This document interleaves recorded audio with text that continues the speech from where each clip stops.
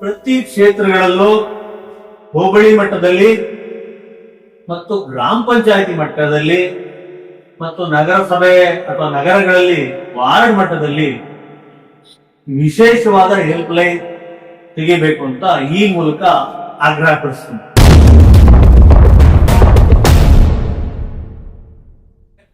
ಹದಿಮೂರು ರಾಜ್ಯಗಳಲ್ಲಿ SIR ಪ್ರಕ್ರಿಯೆ ಆಗಿದೆ. 6.5 ಕೋಟಿಗೂ ಹೆಚ್ಚು ಜನರ ಮತದಾನದ ಹಕ್ಕನ್ನ ನಿರಾಕರಿಸಲಾಗಿದೆ. ನಿವಾಸಿ ವಾಸಸ್ಥಳ ದೃಢೀಕರಣ ಪತ್ರ ಒಂದು ದಾಖಲಾತಿ. ಏನಕ್ಕೆ? ನಮ್ಮ SIR ಪ್ರಕ್ರಿಯೆಗೆ permanent residential certificate also A one document.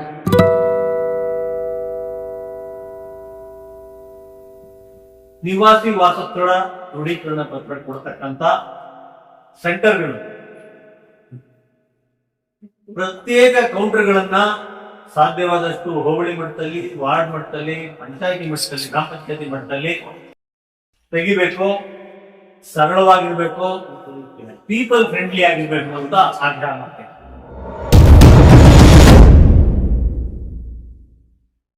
ನೆನಪಿರಲಿ, ಆಧಾರ್ ಕಾರ್ಡ್,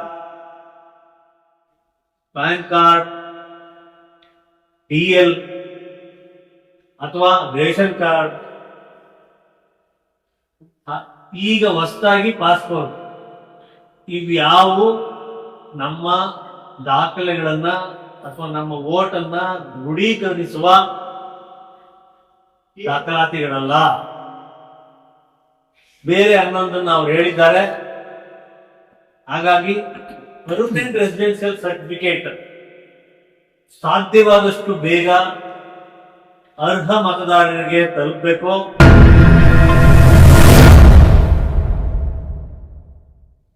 ಈ ಹಿಂದೆ 13 ರಾಜ್ಯಗಳಲ್ಲಿ SIR ಪ್ರಕ್ರಿಯೆ ಆಗಿದೆ. 6.5 ಕೋಟಿಗೂ ಹೆಚ್ಚು ಜನರ ಮತದಾನದ ಹಕ್ಕನ್ನ ನಿರಾಕರಿಸಲಾಗಿದೆ. ಬಿಹಾರದ ರಾಜ್ಯದಲ್ಲಿ ಆಗ್ಲೇ ಮತದಾನದ ಹಕ್ಕು ಯಾರಿಗಿಲ್ಲ, ವೋಟರ್ ID ಯಾರಿಗಿಲ್ಲ, ಅವರಿಗೆ ಸರ್ಕಾರಿ ಸವಲತ್ತುಗಳನ್ನ ವಾಪಸ್ ತಗೋತೀವಿ ಅಂತ ಹೇಳಿ ಅನೌನ್ಸ್ ಮಾಡಾಗಿದೆ. ಮತ್ತು ಎಷ್ಟೋ ಕಡೆ ಬ್ಯಾಂಕ್ ಅಕೌಂಟ್ ಫ್ರೀಸ್ ಆಗ್ತಾ ಇದೆ. ಮತ್ತೆ ಕೆಲವೊಂದು ಕಡೆ ಪಾಸ್ಪೋರ್ಟ್ ಅರ್ಜಿ ರಿನ್ಯೂವಲ್ ಹೋದಾಗ ID ಕಾರ್ಡ್ ಇದೆಯಾ ಅಂತ ಕೇಳ್ತಾರೆ. ಈ ಎಲೆಕ್ಷನ್ ID ಹೊಸದಾಗ್ಬಿಟ್ಟು ಎಲ್ಲಿ 13 ರಾಜ್ಯಗಳಲ್ಲಿ SIR ಆಗಿದೆ ಅಂತ ರಾಜ್ಯಗಳಲ್ಲಿ ಪಾಸ್ಪೋರ್ಟ್ ಅವಧಿ ಮುಗಿದಿರ್ತಕ್ಕಂಥವ್ರು ಮತ್ತೆ ರಿನ್ಯೂವಲ್ ಹೋದ್ರೆ ಅವ್ರಿಗೆ ಎಲೆಕ್ಷನ್ ID ಕಾರ್ಡ್ ಕೇಳ್ತಾ ಇದಾರೆ.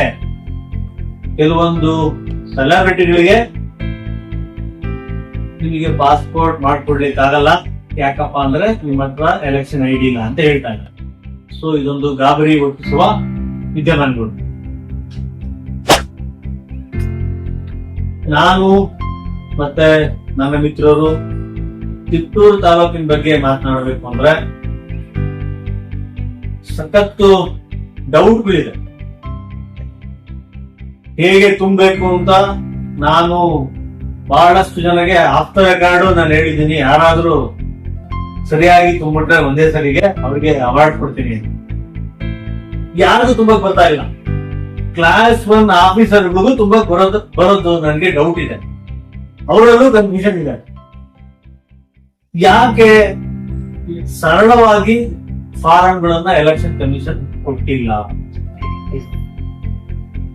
ಒಂದು ಫಾರ್ಮ್ ನ ಭರ್ತಿ ಮಾಡೋದಿಕ್ಕೆ ಬಹಳ ಸಿಂಪಲ್ ಆಗಿದೆ, ಆದ್ರೆ ಸರಳವಾಗಿಲ್ಲ.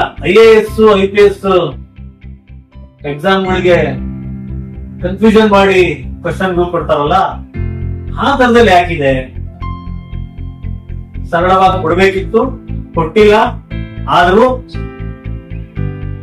ಜನಗಳ ವೋಟಿನ ಹಕ್ಕನ್ನ ಉಳಿಸ್ಕೊಳ್ಳೋದಕ್ಕೋಸ್ಕರ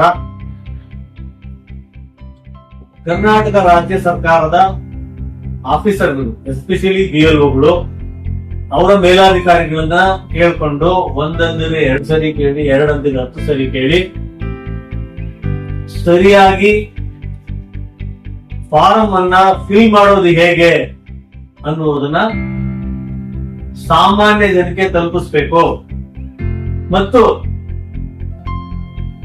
ಪ್ರತಿ ಕ್ಷೇತ್ರಗಳಲ್ಲೂ ಹೋಬಳಿ ಮಟ್ಟದಲ್ಲಿ ಮತ್ತು ಗ್ರಾಮ ಪಂಚಾಯತಿ ಮಟ್ಟದಲ್ಲಿ ಮತ್ತು ನಗರಸಭೆ ಅಥವಾ ನಗರಗಳಲ್ಲಿ ವಾರ್ಡ್ ಮಟ್ಟದಲ್ಲಿ ವಿಶೇಷವಾದ ಹೆಲ್ಪ್ ಲೈನ್ ತೆಗಿಬೇಕು ಅಂತ ಈ ಮೂಲಕ ಆಗ್ರಹ ಪಡಿಸ್ತೀನಿ.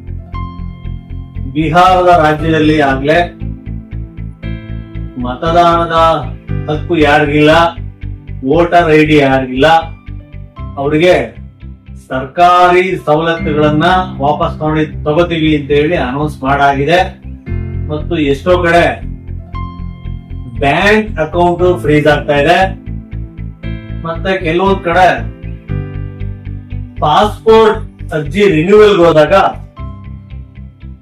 ಐಡಿ ಕಾರ್ಡ್ ಇದೆಯಾ ಅಂತ ಕೇಳ್ತಾ ಇದೆ. ಈ ಎಲೆಕ್ಷನ್ ಐಡಿ ಹೊಸದಾಗ್ಬಿಟ್ಟು ಎಲ್ಲಿ 13 ರಾಜ್ಯಗಳಲ್ಲಿ SIR ಆಗಿದೆ ಅಂತ ರಾಜ್ಯಗಳಲ್ಲಿ ಪಾಸ್ಪೋರ್ಟ್ ಅವಧಿ ಮುಗಿದಿರ್ತಕ್ಕಂಥವ್ರು ಮತ್ತೆ ರಿನ್ಯೂವಲ್ ಹೋದ್ರೆ ಅವ್ರಿಗೆ ಎಲೆಕ್ಷನ್ ಐಡಿ ಕಾರ್ಡ್ ಕೇಳ್ತಾ ಇದಾರೆ. ಕೆಲವೊಂದು ಸೆಲೆಬ್ರಿಟಿಗಳಿಗೆ ನಿಮಗೆ ಪಾಸ್ಪೋರ್ಟ್ ಮಾಡ್ಕೊಡ್ಲಿಕ್ಕೆ ಆಗಲ್ಲ, ಯಾಕಪ್ಪ ಅಂದ್ರೆ ನಿಮ್ಮ ಹತ್ರ ಎಲೆಕ್ಷನ್ ಐಡಿ ಇಲ್ಲ ಅಂತ ಹೇಳ್ತಾ ಇದ್ದಾರೆ. ಸೊ ಇದೊಂದು ಗಾಬರಿ ಹುಟ್ಟಿಸುವ ವಿದ್ಯಮಾನಗಳು. ನಾನು ಮತ್ತೆ ನನ್ನ ಮಿತ್ರರು ಕಿತ್ತೂರು ತಾಲೂಕಿನ ಬಗ್ಗೆ ಮಾತನಾಡಬೇಕು ಅಂದ್ರೆ ಸಖತ್ತು ಡೌಟ್ಗಳಿದೆ. ಹೇಗೆ ತುಂಬಬೇಕು ಅಂತ ನಾನು ಬಹಳಷ್ಟು ಜನಗೆ ಆಫ್ ದ ರೆಕಾರ್ಡ್ ನಾನು ಹೇಳಿದ್ದೀನಿ. ಯಾರಾದ್ರೂ ಸರಿಯಾಗಿ ತುಂಬಿಟ್ರೆ ಒಂದೇ ಸರಿಗೆ ಅವ್ರಿಗೆ ಅವಾರ್ಡ್ ಕೊಡ್ತೀನಿ. ಯಾರಿಗೂ ತುಂಬಾ ಬರ್ತಾ ಇಲ್ಲ. ಕ್ಲಾಸ್ 1 ಆಫೀಸರ್ಗಳಿಗೂ ತುಂಬಾ ಬರೋದು ನನಗೆ ಡೌಟ್ ಇದೆ. ಅವರಲ್ಲೂ ಕನ್ಫ್ಯೂಷನ್ ಇದೆ. ಯಾಕೆ ಸರಳವಾಗಿ ಫಾರಂಗಳನ್ನ ಎಲೆಕ್ಷನ್ ಕಮಿಷನ್ ಕೊಟ್ಟಿಲ್ಲ? ಒಂದು ಫಾರ್ಮ್ ನ ಭರ್ತಿ ಮಾಡೋದಿಕ್ಕೆ ಬಹಳ ಸಿಂಪಲ್ ಆಗಿದೆ, ಆದ್ರೆ ಸರಳವಾಗಿಲ್ಲ. IAS IPS ಎಕ್ಸಾಮ್ಗಳಿಗೆ ಕನ್ಫ್ಯೂಷನ್ ಮಾಡಿ ಕ್ವಶನ್ಗಳು ಕೊಡ್ತಾರಲ್ಲ, ಆ ತರದಲ್ಲಿ ಯಾಕಿದೆ? ಸರಳವಾಗಿ ಕೊಡ್ಬೇಕಿತ್ತು, ಕೊಟ್ಟಿಲ್ಲ. ಆದ್ರೂ ಜನಗಳ ವೋಟಿನ ಹಕ್ಕನ್ನ ಉಳಿಸ್ಕೊಳ್ಳೋದಕ್ಕೋಸ್ಕರ ಕರ್ನಾಟಕ ರಾಜ್ಯ ಸರ್ಕಾರದ ಆಫೀಸರ್ಗಳು, ಎಸ್ಪೆಷಲಿ BLOಗಳು, ಅವರ ಮೇಲಾಧಿಕಾರಿಗಳನ್ನ ಕೇಳ್ಕೊಂಡು ಒಂದಂದ್ರೆ 2 ಸರಿ ಕೇಳಿ, 2 ಅಂದ್ರೆ 10 ಸರಿ ಕೇಳಿ, ಸರಿಯಾಗಿ ಫಾರಂ ಅನ್ನ ಫಿಲ್ ಮಾಡೋದು ಹೇಗೆ ಅನ್ನುವುದನ್ನ ಸಾಮಾನ್ಯ ಜನಕ್ಕೆ ತಲುಪಿಸ್ಬೇಕು. ಚುನಾವಣಾ ಆಯೋಗ ಏನು ತಮಗೆ ಕೆಲಸ ಕೊಟ್ಟಿದೆ ಅದನ್ನ ಕೆಲಸ ಮುಗಿಸಿದ್ರೆ ಸಾಕು ಅನ್ನೋ ರೀತಿಯಲ್ಲಿ ನಡ್ಕೋಬಾರ್ದು. ಮಾನವೀಯತೆ ದೃಷ್ಟಿಯಿಂದ ಯಾರು BLOಗಳಿದ್ದಾರೆ ಆ BLOಗಳು ಅವರ ವೋಟು ಮತ್ತೆ ಅವರ ಫ್ಯಾಮಿಲಿ ವೋಟ್ ಡಿಸ್ಟರ್ಬ್ ಆದ್ರೆ ಹೇಗಾಗುತ್ತೋ ಆ ರೀತಿ ಅವ್ರು ಏನು ಒಂದೊಂದು ಬೂತ್ ಅನ್ನ ವಹಿಸ್ಕೊಂಡಿದ್ದಾರೆ, ಪ್ರತಿಯೊಬ್ಬರು ವೋಟನ್ನು ಅವರ ವೋಟಿನಷ್ಟೇ ಮುತುವರ್ಜಿ ವಹಿಸಿ ಬೇರೊಬ್ಬರ ವೋಟಿನ ಹಕ್ಕನ್ನ ಕಾಪಾಡಬೇಕು. ಈ ತರದ ಒಂದು ಮೋಟಿವೇಶನ್ ಅನ್ನ ತಾಲೂಕು ಆಡಳಿತ ಪ್ರತಿ BLOಗೆ ತುಂಬಬೇಕು. ವೋಟಿನ ಹಕ್ಕನ್ನ ಈ ಮೂಲಕ ಉಳಿಸ್ಬೇಕು ಅಂತ ಕೇಳ್ಕೊತೀನಿ. ಪಬ್ಲಿಕ್ ಅನ್ನ ವಿಶ್ವಾಸಕ್ಕೆ ತಗೊಂಡು ಈ ತರದ ಯುವಕರು ಮತ್ತೆ ಯುವತಿಯರು ಏನು ಡಿಗ್ರಿ ಕಂಪ್ಲೀಟ್ ಆಗಿರುವ ಅಥವಾ ಎಜುಕೇಟೆಡ್ ಇರುವ ಮತ್ತೆ ವಾಲಂಟಿಯರ್ ಆಗಿ ಕೆಲಸ ಮಾಡ್ತೀನಿ ಅಂತ ಜೋಶಿರ್ತಕ್ಕಂಥ ಮಕ್ಕಳನ್ನ ನೀವು ಇದಕ್ಕೆ ನೇಮಿಸಬೇಕು. ಅಂದ್ರೆ ಪಬ್ಲಿಕ್ ವಾಲಂಟಿಯರ್ಸ್ ಗಳನ್ನ ರೆಡಿ ಮಾಡಬೇಕು. ಇದು ಎಲ್ಲ ಭಾರತೀಯರ ಕರ್ತವ್ಯ. ಆ ಮಕ್ಕಳಿಗೆ ವಾಲಂಟಿಯರ್ಸ್ ಆಗ್ಬೇಕು ಅನ್ನೋ ಮಕ್ಕಳಿಗೆ ನೀವು ಮಾಹಿತಿಯನ್ನ ಕೊಟ್ಟು, ಅಂದ್ರೆ ಸರ್ಕಾರದವರು ಮತ್ತೆ ಅಧಿಕಾರಿಗಳು, ಎಸ್ಪೆಷಲಿ ನಾನು ತಿಪ್ಪೂರು ತಾಲೂಕಿನಲ್ಲಿ ಹೇಳ್ತಾ ಇದ್ದೀನಿ, ತಿಪ್ಪೂರು ತಾಲೂಕಿನ ಅಫಿಷಿಯಲ್ಸ್ಗಳು ಈ ತರದ ಎಜುಕೇಟೆಡ್ ಪೀಪಲ್ ಗಳನ್ನ ವಿಶ್ವಾಸ ತಗೊಂಡು ವಾಲಂಟಿಯರ್ಸ್ ಯುವಕರೇ, ನಾನು ಅಕಸ್ಮಾತ್ ರಿಟೈರ್ಡ್ ಪೀಪಲ್ ಯಾರೋ ಬಂದು ನಾನು ಕೆಲಸ ಮಾಡ್ತೀನಿ ಅಂದ್ರೆ ಬೇಡ ಅನ್ನಲ್ಲ. ಅವ್ರಿಗೂ ರಿಟೈರ್ಡ್ ಅಫಿಷಿಯಲ್ಸ್ ಗಳಿಗೆ ಈಸಿ ಕೆಲಸ ಮಾಡೋದು. ಒಂದು ಬೂತಲ್ಲಿ ಕನಿಷ್ಠ ಒಂದು 10 ಜನ ಕೆಲಸ ಮಾಡಿದ್ರೆ ಅವರೇಜ್ 850ರಿಂದ 900 ವೋಟ್ ಇರ್ಬೋದು. ಒಂದು ಬೂತಲ್ಲಿ 20ರಿಂದ 30% ವರೆಗೂ ಮ್ಯಾಪಿಂಗ್ ಪ್ರಾಬ್ಲಮ್ ಇರುತ್ತೆ, 200ರಿಂದ 300 ವೋಟ್ ಪ್ರಾಬ್ಲಮ್ ಇರುತ್ತೆ. ಒಂದು ಬೂತಲ್ಲಿ ಕನಿಷ್ಠ 10 ಜನ ವಾಲಂಟಿಯರ್ಸ್ ಗಳನ್ನ ಸರ್ಕಾರ, ಅಂದ್ರೆ ಅದರಲ್ಲೂ ತಾಲೂಕು ಆಡಳಿತ ಮನಸ್ಸು ಮಾಡಿದ್ರೆ ಈಸಿಯಾಗಿ ಇನ್ವಾಲ್ವ್ ಮಾಡ್ಕೋಬಹುದು. ಅವರು 25-30 ವೋಟ್ಗಳನ್ನ ಹಂಚ್ಕೊಂಡ್ರೆ ಒಂದು ದಿವಸಕ್ಕೆ ಒಂದು ವೋಟ್ ಅಂದ್ರೆ 3 ದಿವಸಕ್ಕೆ 3 ವೋಟ್. ಈ 3-4 ದಿವಸ ಆಗಿದೆ, 2-3 ವೋಟ್ ಒಂದ್ ದಿವಸಕ್ಕೆ ಒಬ್ಬ ಬಿಡಿಸ್ಬೋದು. ಮಾಹಿತಿಯ ಕೊರತೆಯಿಂದ ವೋಟರ್ಸ್ ವೋಟಿನ ಹಕ್ಕನ್ನ ಕೊಡ್ತಾರೆ. ನಾವು ಮಾಹಿತಿಯನ್ನ ಕೊಡ್ಬೇಕಾಗಿದೆ.